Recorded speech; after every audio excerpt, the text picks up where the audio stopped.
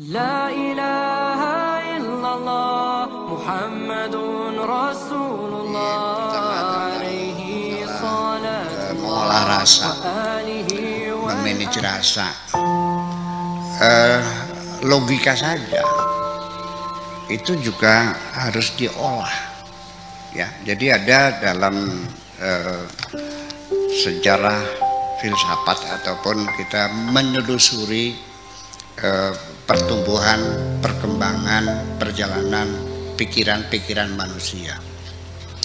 Ya, tentunya kalau kita lihat dari sejak zaman primitif sampai sekarang itu kan merupakan kemajuan yang luar biasa dalam logika saja.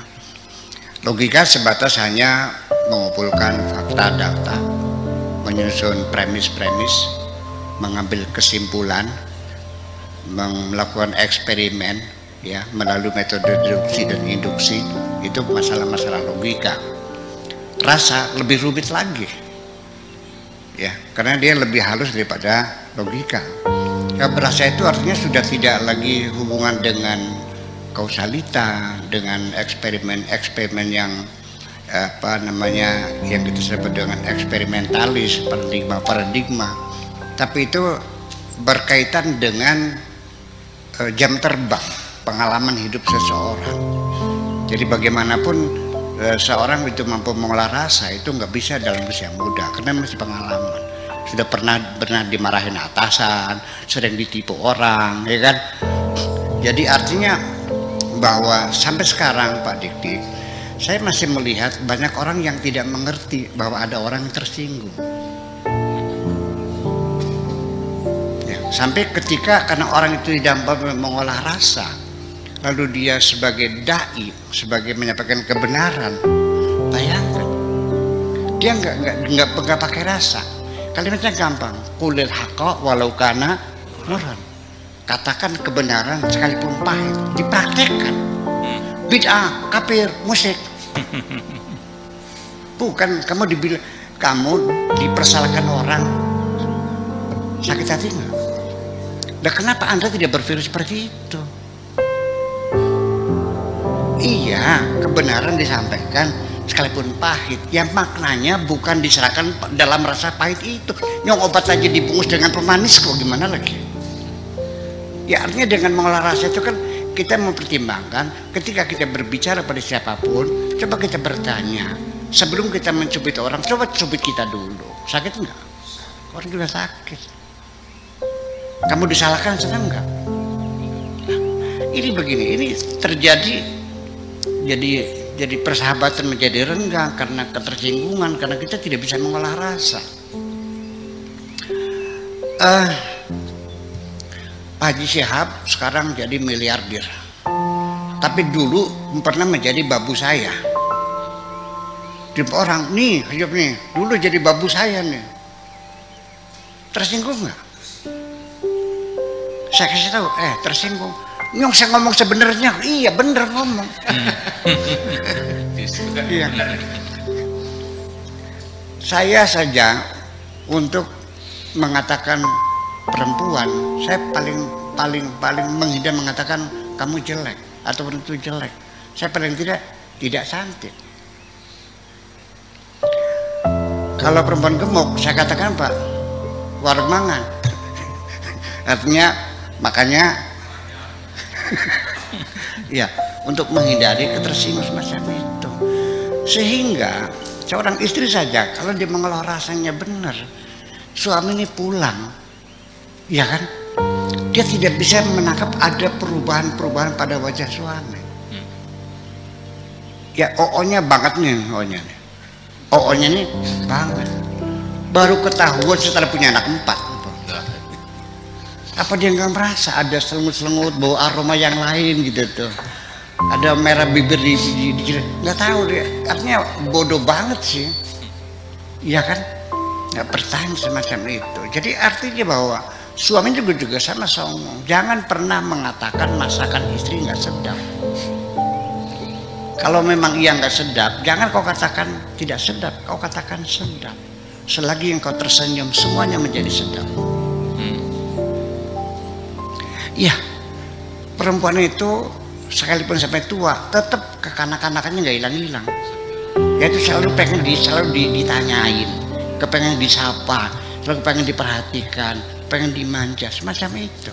Nah ini kan pengalaman panjang dengan atasan, dengan bawahan dan sebagainya. Sebab nanti nggak bisa kita bergaul dengan bahasa formal. Ketika kita bergaul dengan rasa yang indah, akan menjadi indah hidup ini. Itulah kira-kira. Jadi Anda tidak akan paham karena Anda pernah dimarahi atasan, itu kan pelajaran. Lain kali jangan begitu dong. Sama atasan jangan menolak. Ya Pak, siap aja dulu siap. Iya. Nah itu juga nanti rasanya kan berbeda-beda. Seperti di sini. Ini rasa seorang mau mengawini orang lain. Coba mencecar, menginvestigasi calon menantu, sekolahnya di mana, kerjanya apa, gajinya berapa, mobilnya berapa. Ini tidak lazim di Indonesia begini. Kalau di sana di negara Arab itu lazim begitu. Karena mereka logikanya begini, nggak mungkin saya melepaskan anak saya sembarangan. Saya nggak mau beli kucing dalam karung dong. Iya, hak dia, mas kawinnya berapa? Tawar menawar. Saya minta 2 miliar. Calon suaminya saya bisanya 1 miliar. Ya udah 1 miliar kontan, 1 miliarnya utang. Nanti sebulan gaji berapa? Punya rumah enggak? Nanti kalau kawin mau tinggalnya di mana? Itu jelas semuanya. Di sini terjadi begitu enggak? Enggak kan? Kalau di sini ada orang menyelidiki, nanya tentang mas kawinnya, maharnya, nafkahnya, mobilnya berapa, enggak jadi itu batalnya. Logika benar, tapi tradisi kita mengikat. Jadi gimana caranya? Nah, mengolah rasa itu jangan langsung kepada yang bersangkutan, cari informasi dari pihak yang ketiga. Ya kan begitu persoalannya. Kita kerjakan. Ini salah satu tentang mengolah rasa. Selagi kita dengan istri juga, kalau hanya karena untung rugi dan sekedar kenikmatan jasadi, hampir semuanya kok. Sebab bagaimanapun bahagia sengsara itu bukan logika yang menyentuh rasa yang menyentuh. Betul nggak? Iya kan gitu. Kemudian tentang jenius ya. Seorang jenius itu orang yang begini, dia tahu tapi tidak mesti dia ceritakan. Dia melihat sendiri tapi tidak usah berkomentar. Sebab orang bijak ini jangan sekali-kali tidak semua yang kamu lihat bisa kau ceritakan. Tidak semua yang kau dengar bisa kau sampaikan. Dan itu tidak perlu apa yang kamu lihat kamu berikan komentar. Jadi semua itu kita melihat orang yang jenius itu akan melihat what next. Kalau saya beritahukan ini bagaimana dampaknya. Ini kan kasus sekali Bareskrim ini Pak Dediga. Itu kasusnya pencemaran nama baik. Mungkin yang bersangkutan nggak niat begitu tuh. Ya kenapa nggak mikir dulu? Begini, orang itu semakin banyak bicara itu semakin membuka kebodohannya. Dan tidak semua yang dilihat bisa diceritakan. Jadi selektif. Seorang suami nggak usah cerita sama istri apa yang terjadi di kantor. Kamu nggak usah cerita kamu habis di mana atasan lu ngapain. Ya kan gitu. Nah kalau saya harus menceritakan apa yang saya ketahui, udah pecah kapalnya. Iya, dan saya kan menanggung resikonya. Jadi artinya bahwa kita membelanjakan uang saja. Kalau setelah kita uang habis 2 juta supermarket, setelah dibuka hasilnya kita bingung, masa 2 juta hanya begini-begini saja. Sering pernah mengalami begitu. Nah kita juga sama. Kalau kita sudah uang lepas bisa cari lagi. Tapi kalau ucapan udah keluar nggak bisa cari lagi kok. Ya. Jadi sampai akhirnya terpaksa dengan berat kita harus minta maaf. Seringkali begitu kan. Tetapi tidak mudah orang minta maaf, berat sekali kok. Makanya orang bertobat itu tidak banyak kok. Kenapa? Mengaku bersalah adalah sepertinya merasakan terhinakan. Padahal hakikatnya mengaku bersalah adalah kemuliaan kita. Makasih.